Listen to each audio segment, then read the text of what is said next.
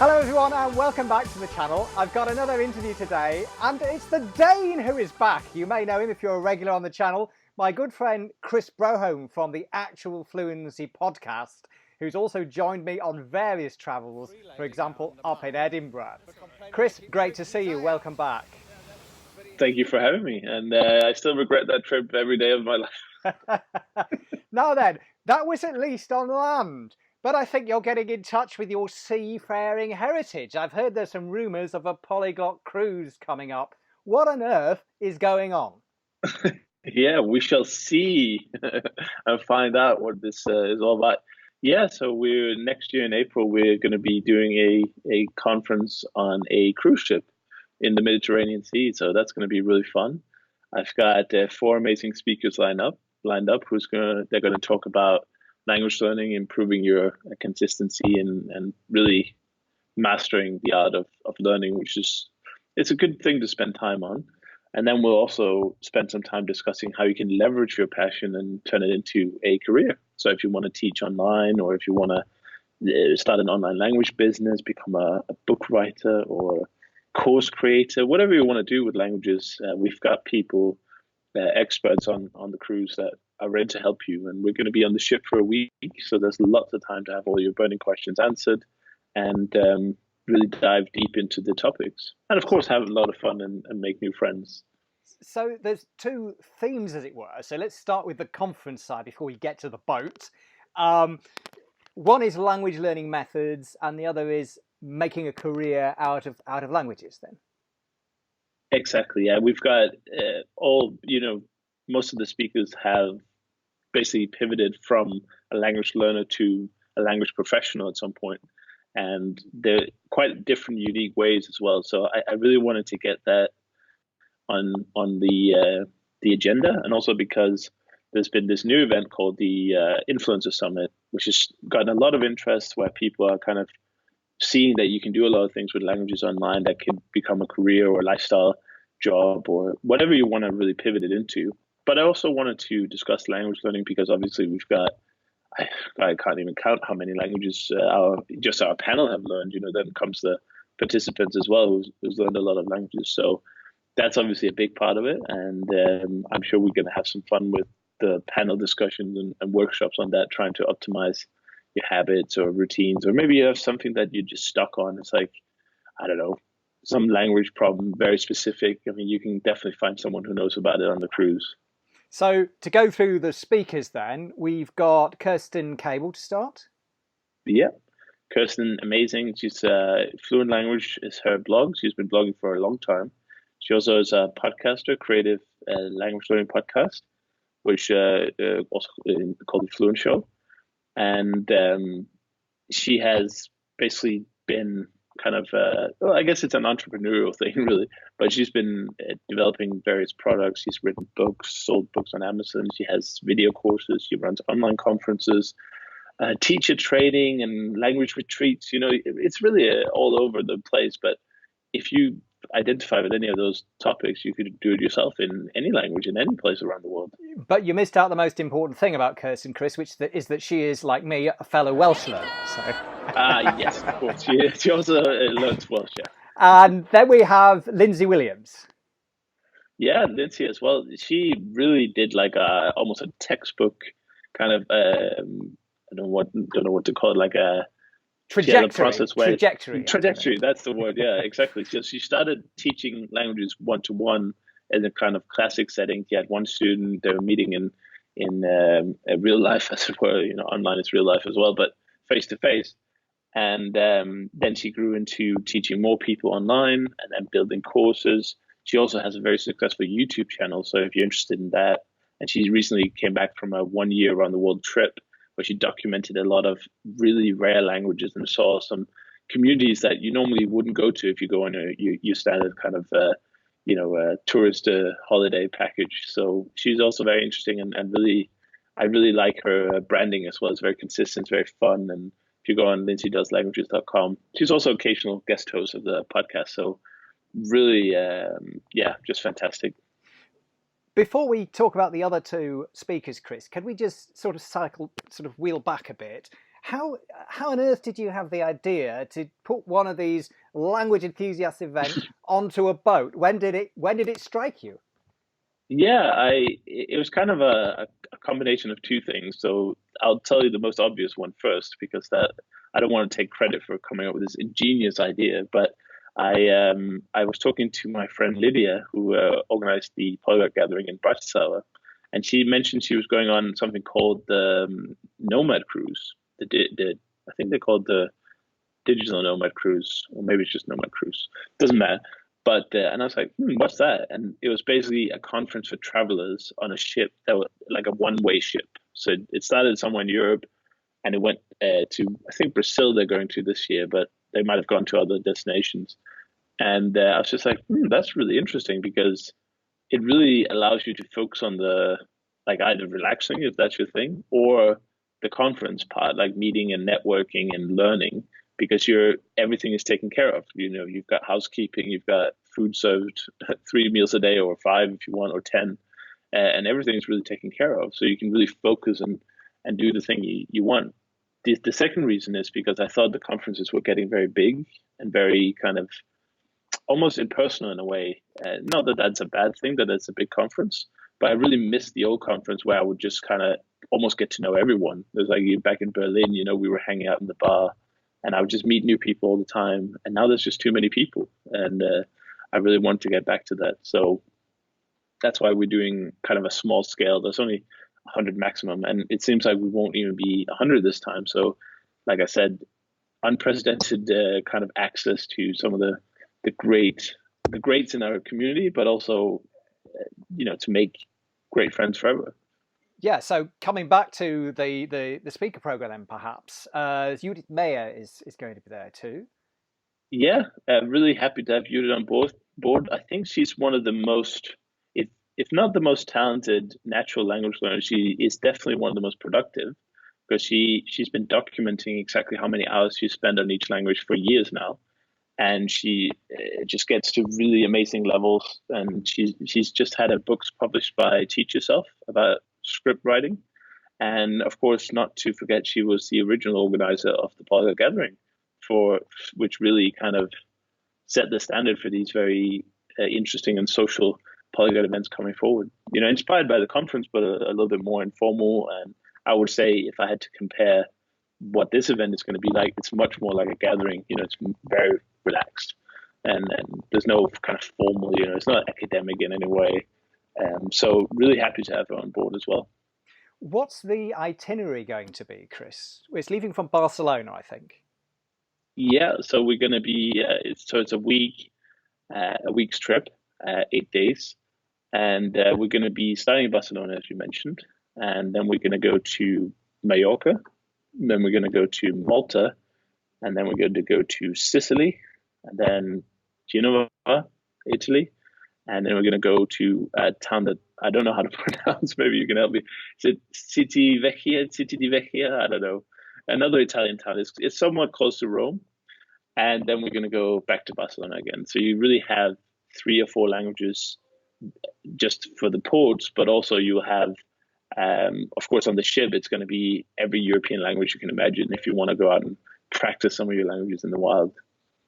So the idea would be that the ship will be sailing overnight and during the mornings, and then you'll arrive each mid-morning at each port and have time to go and look around. And then yeah, exactly. It's a little bit different depending on which day, but generally the ship is in port by the morning, and you can get off after breakfast.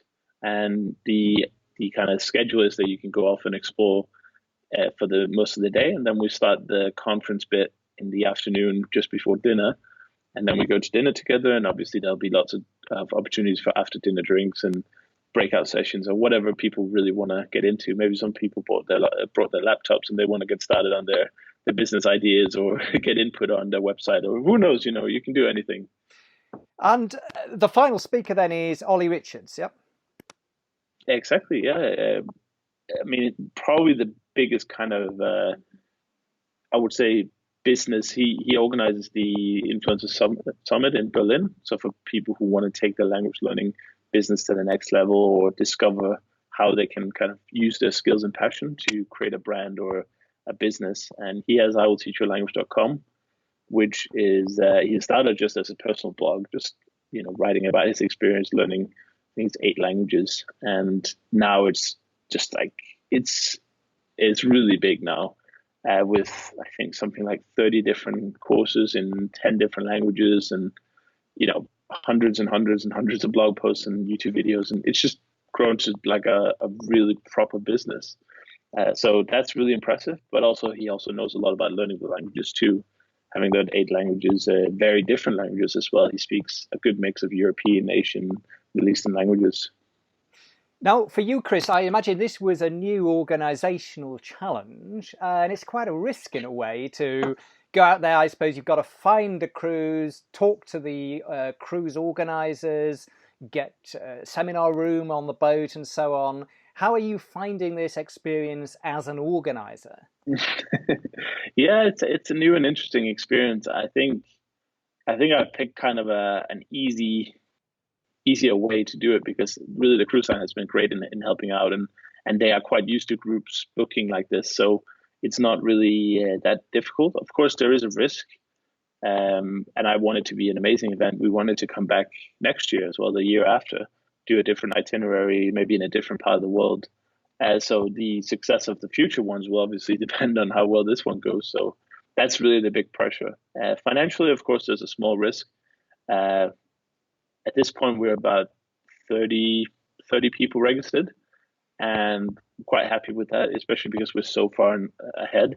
But that's just necessary for the planning, and the cruise line will not reserve the cabins forever without paying. And obviously, I can't front like 100 rooms up front. So yeah, there's a little bit of that. But the way I see it is, it's tough to start something new, because people are they don't know what to expect. It hasn't been done before.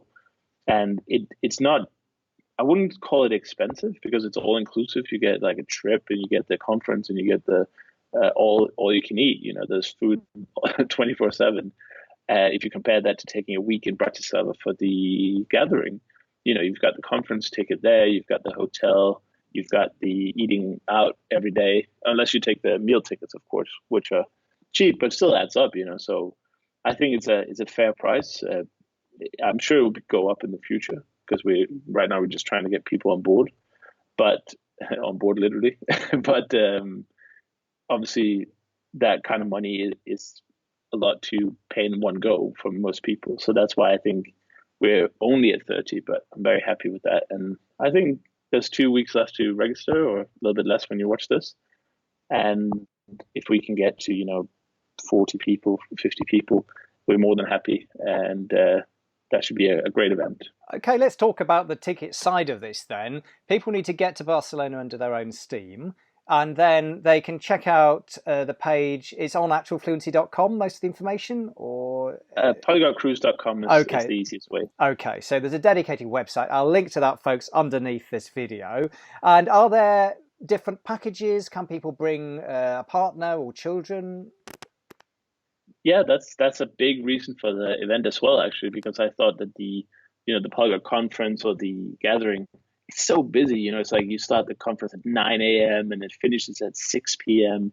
Like, how do you have a partner there if the partner is not super involved in languages? If you're both interested in it, that's great, super holiday.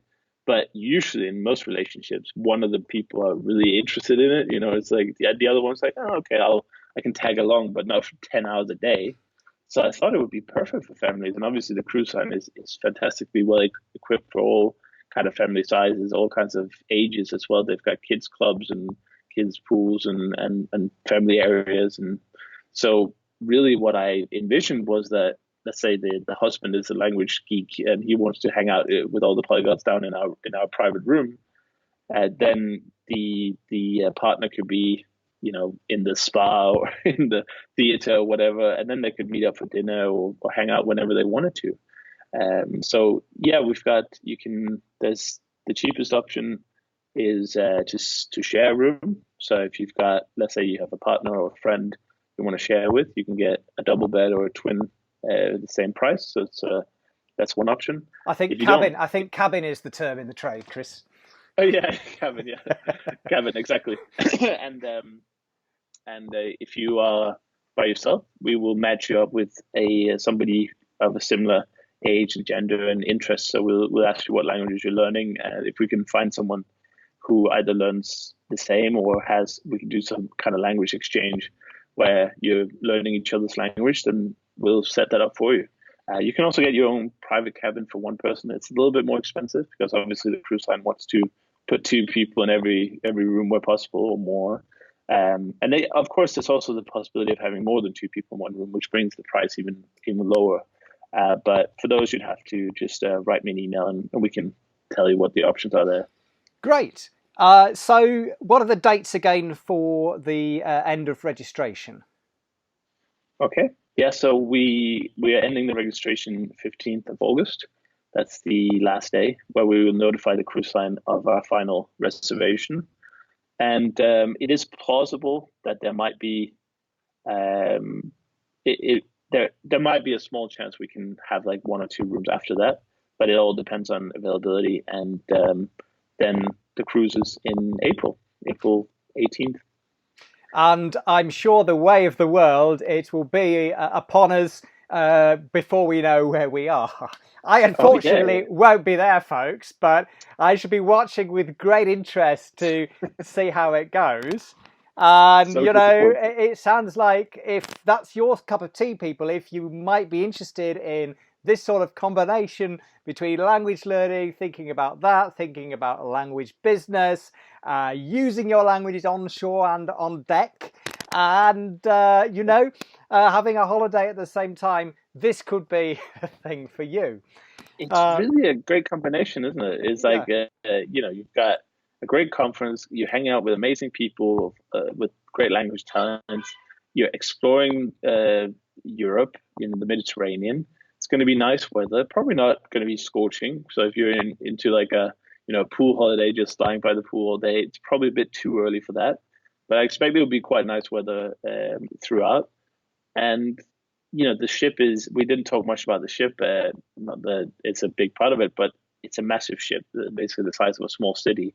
So if you feel like, oh, I've had enough polyglotism for today, I've heard enough about flashcards and stuff, you can just kind of run off and explore. There's theater shows, there's arcades, and they have all sorts of entertainment options and food around the clock, and obviously lots of bars as well. People do like a drink on the cruise, so there'll be great opportunities to if you want a bit of privacy from the language stuff and relax a bit. But yeah, I think it's a great kind of mix of everything where you kind of build your trip. If you don't want to be going offshore, which I don't think people should go offshore every day. I'm sure that gets quite tiring, but let's say you want to just stay on the boat and relax, go to the hot tub or watch a show or just relax. There's lots of options for that. So, or even to return to your cabin to do some language learning, folks, as well. That could there you go. Or some work. I mean, some people might need to do some online work, yes. or set up their blog or whatever they want to do after. Start to put things into action. Well, great, Kris. Exactly. Thanks a lot for telling us all about it. And, well done for thinking up something new and making it happen, putting together a great list of speakers. And I'm sure a really interesting group of fellow travelers then. It's going to be, I think, really, really good. And I certainly wish you all the best with it. So thanks a lot, Kris, for taking some time out to tell us all about the cruise. Folks, as I say, I'll link underneath to that. It's something you might be interested in, then do follow the link. I don't have any skin in this game, so this is not a marketing thing from my side. I just think this is a really exciting undertaking and it's worth letting people know about. So thanks very much, Kris. Thanks a lot to all of you at home for watching. As usual, don't forget to subscribe for the vibe, throw me a thumbs up, tickle that bell, and share or be square. See you next time. Bye. See you, Kris. Bye.